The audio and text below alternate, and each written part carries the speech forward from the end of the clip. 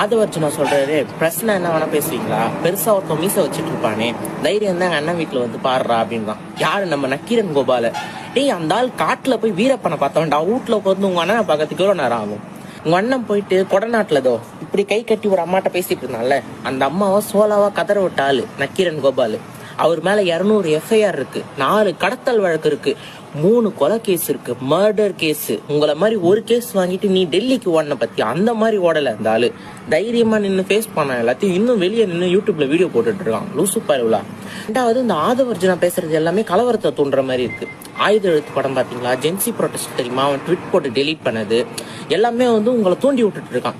எங்களுக்குலாம் என்ன பயம்னா, நீங்க பைத்தியம். கண்டிப்பா உங்க அண்ணன் நாளைக்கு ஒரு போராட்டத்துக்கு வாங்கன்னா போயிடுவீங்க, போயிட்டாங்க எதனா அட்டகாசம் பண்ணுவீங்க. அப்படி எதனா ஒண்ணு நடந்தால் யங்ஸ்டர்ஸ் நல்லா புரிஞ்சுக்கோங்க, ஆதவ் டெல்லிக்கு ஓடிடுவான், புசி போய் தலைமறை வேடுவான். உங்க அண்ணன் காம்பர் அவன் ஆபீஸ்லயோ இல்ல வீட்லயோ பதுங்கிடுவான், தண்ணி எண்ணி போட்டு படுத்துருவான். உங்களை காப்பாத்துறதுக்கு யாருமே வரமாட்டாங்க. எதனாவது ப்ரொட்டஸ்ட்னு நீங்க போயிட்டீங்கன்னா உங்க குடும்பம் நடுத்தெருவுல தான் நிற்கும். உங்களை காப்பாற்ற யாருமே வரமாட்டாங்க, தனியா தான் நீங்க பாத்துக்கணும். அதை நல்லா மனசுல புரிஞ்சுக்கோங்க. உங்களை கொம்பு சீவி விட்டுட்டு இருக்காங்க, ஓப்பனா அதான் சொல்றேன், கொம்பு சீவி விட்டுட்டு இருக்காங்க, உங்களை தூண்டி விட்டுட்டு இருக்காங்க.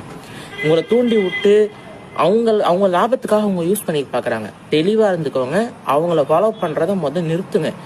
இப்போ யாருக்குமே புரியாது மற்றவங்க பேசுறது, ஏன்னா அவங்க அந்த விஜய்ன்ற பைத்தியம் உங்க தலையில ஏறி இருக்கிறதுனால உங்களுக்கு யார் சொல்றதும் புரியாது.